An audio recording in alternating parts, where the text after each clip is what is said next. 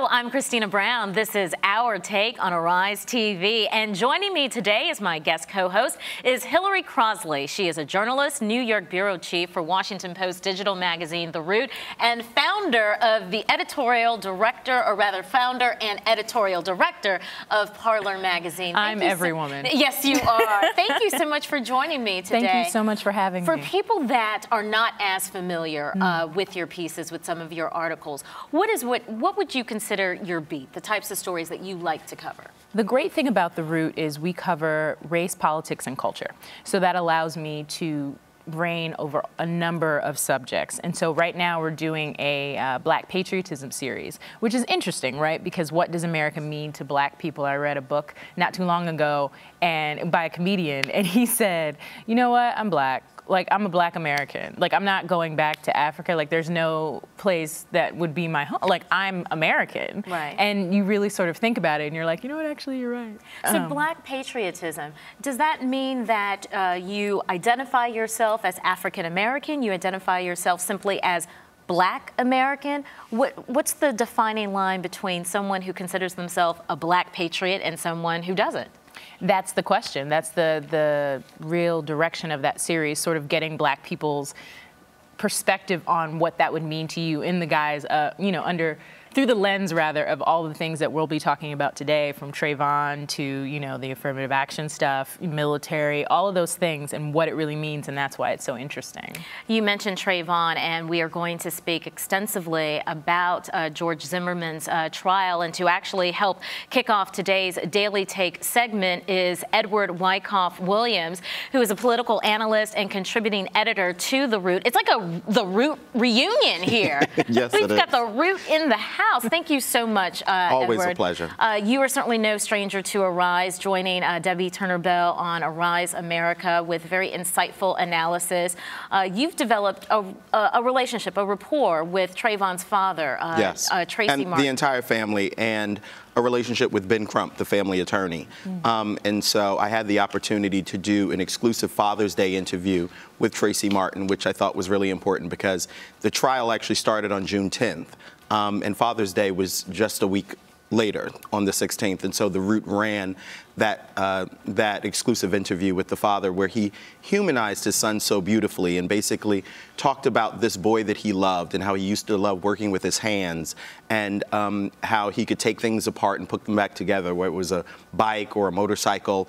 And I think that was a wonderful sort of way to frame a son that a father loved, as opposed to the way that Mark O'Mara and the Zimmerman defense team have been trying to use sort of old racial codes to frame Trayvon as a thug that was the agent of his own demise.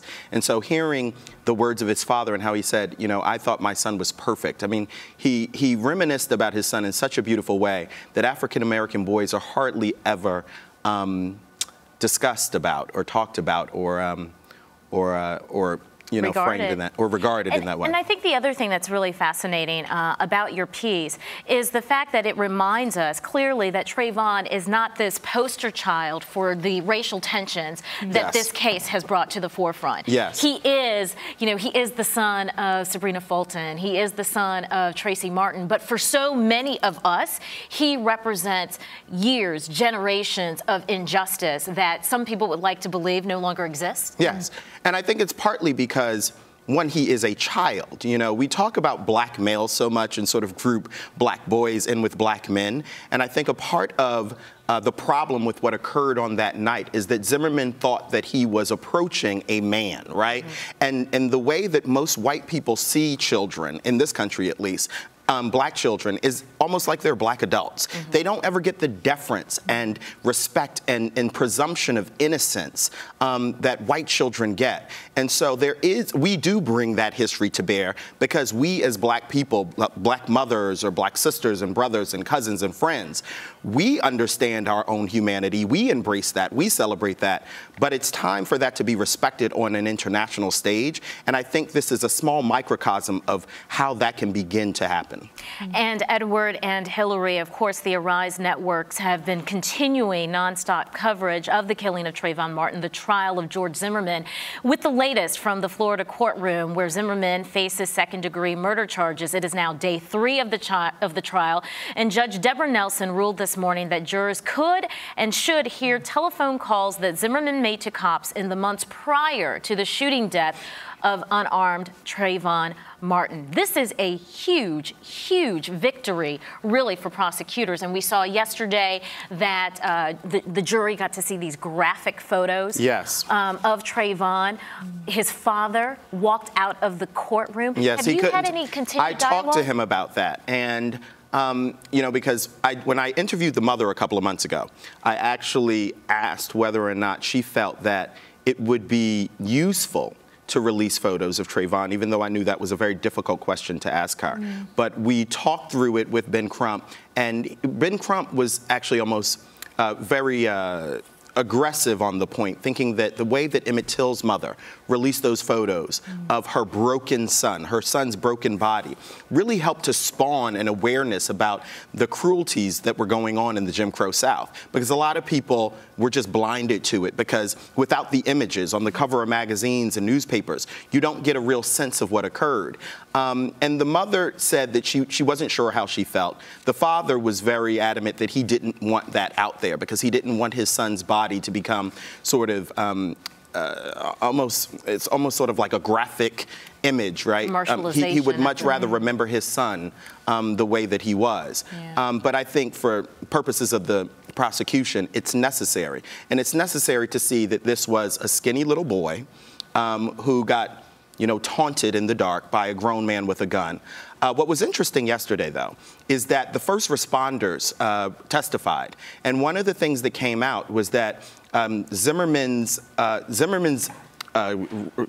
account of what occurred actually was inconsistent with the first responders account, and we'll get to that, I think. Absolutely. Yeah. We're definitely going to get back to that because I want to spend more time discussing this case and the relationship with the family with you, Edward. Thank you so much for that insight, though.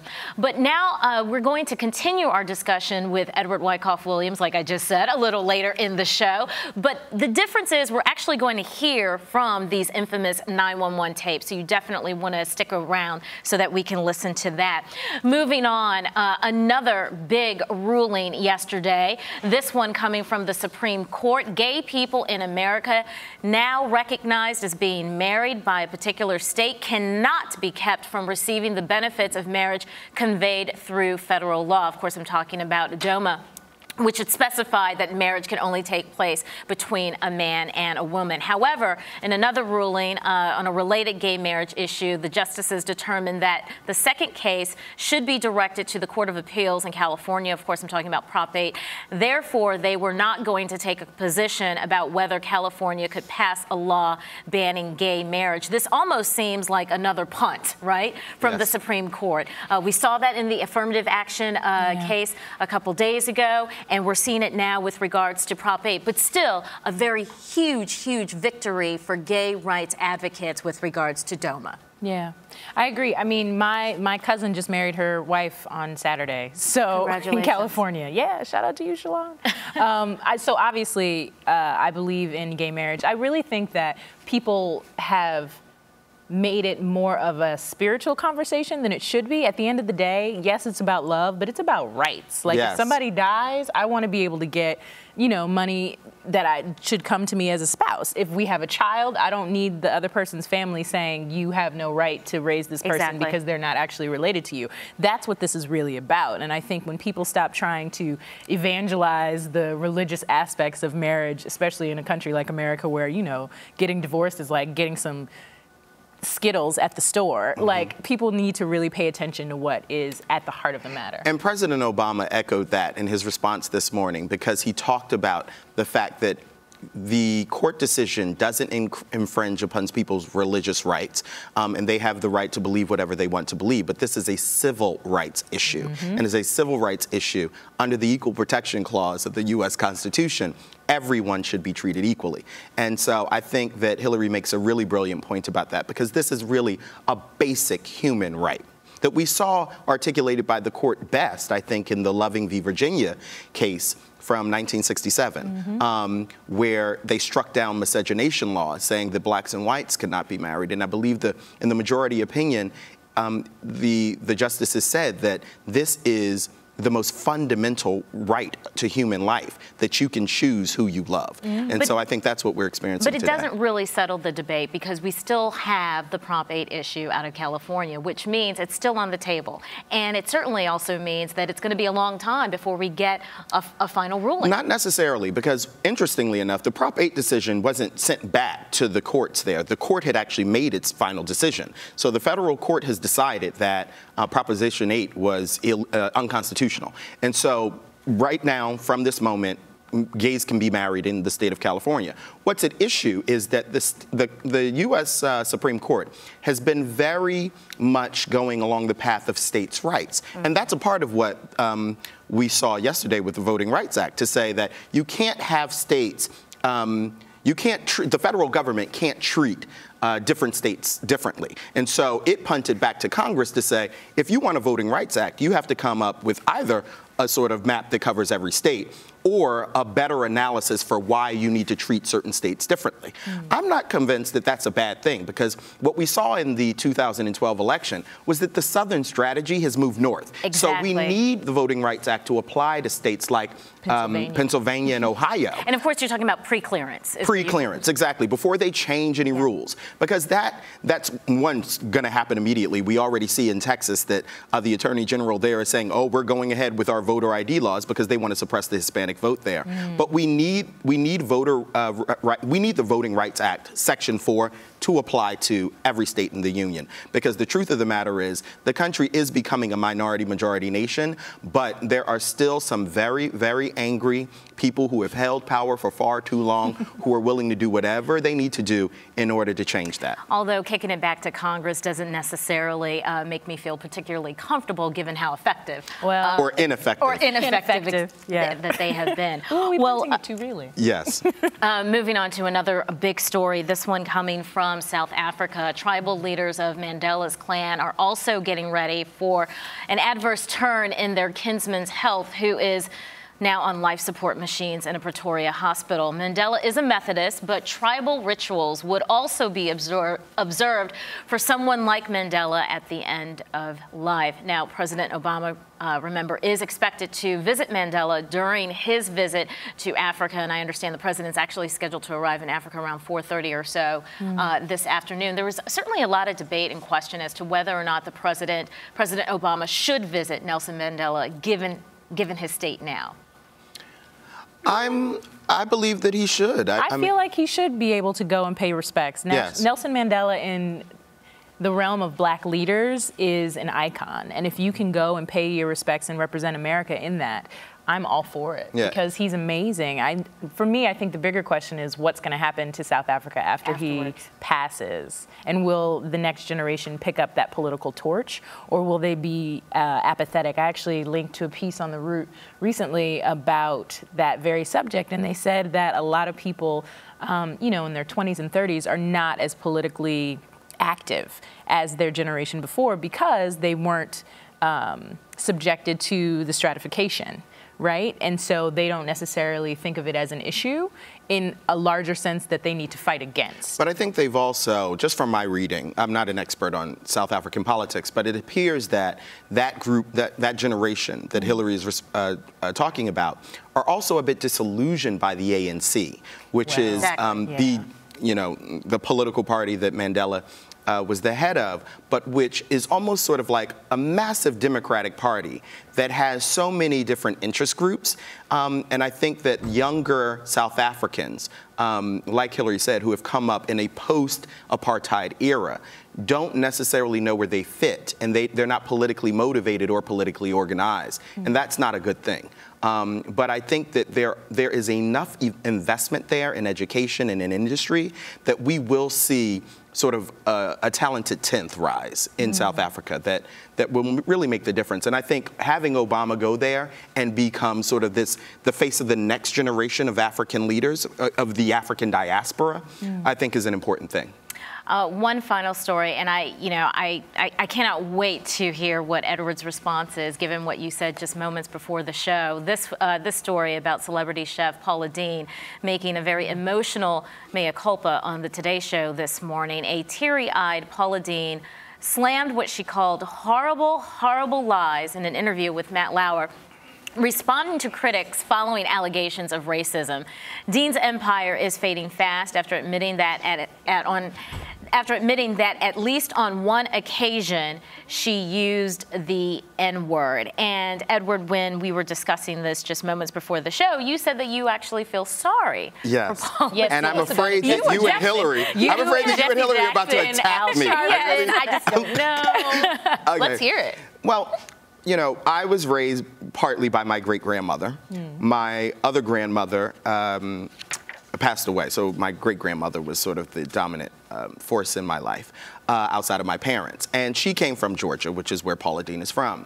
And the other side of my family are from North Carolina. So even though I was raised in the North, I have very Southern sensibilities. And I think that this is a cultural issue in the South where, in a lot of ways, Southern whites and Southern blacks are extremely alike. Their politics, in the end, sometimes fall on different lines. But the same food and the same revelry, they have the culture of the place. And so I think in a lot of ways, she's a casualty of her time, because I think she's just an old Southern lady who's a bit naive, maybe even a bit ignorant, to think that the kinds of things that she was saying, and even like the party that she was planning, she wanted the black people in the suits. I know it was a no, but honestly, I think there are plenty of old Southern people that know better. Yes. That, I think, is the biggest point. I am not at all surprised that an older, wealthy Southern white woman from South Georgia is racist and has used the N-word. That's not necessarily even racist, but has used the N-word. And thinks that slavery is an attractive way to throw a party. Exactly. That's not what surprises me. What surprises me is that you are in the midst of the Food Network, which is a huge multi-million dollar, and you have an international brand. And you have no one to tell you, yes. don't say that. But to be honest with you, that is white America. There's a lot of ignorance that's allowed for them. It's why people like Sarah Palin think that she has any reason to be engaged in our political system. These people are so ignorant sometimes that they don't realize it because the society caters to them. Right. With Paula Deen, though, she said in one of her many quotes that have come out in the last couple of days, you know, I feel like race relations are pretty good.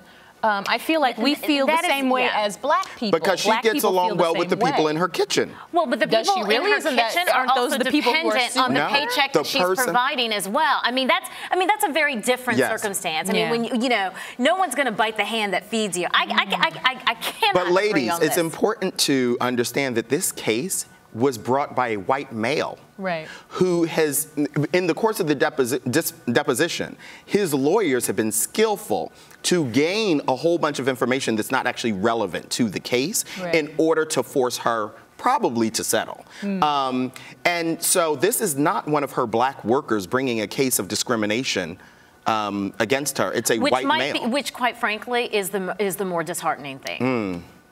Well, it depends, because, I mean, I've read enough about this to know that she has never offended anyone in particular, sort of calling someone the N-word. She was asked, had she used it in the course of her life? And to be fair to her, she was actually just honest. That, I think, is a part of both what I would call her naivete and her ignorance. But I think I'm open to the idea that perhaps that ignorance is so intolerable, which I think is what Hillary is basically saying, that I shouldn't have any sort of sensitivity about this. But at the end of the day, we're going to have to agree to disagree, because I'm sorry, you are not convincing anyone over here. I just don't think she's a racist. Let me just say this: I don't think she's a racist. Okay, you said your piece. Yes. Paula Deen, you've got support from Edward Wyckoff and Jesse Jackson, and that's about it. Anyway, we are on Facebook and Twitter. Follow us on Twitter at Our Take Arise TV, and remember to like and leave comments on our Facebook page at Our Take on Arise TV. You're watching Our Take.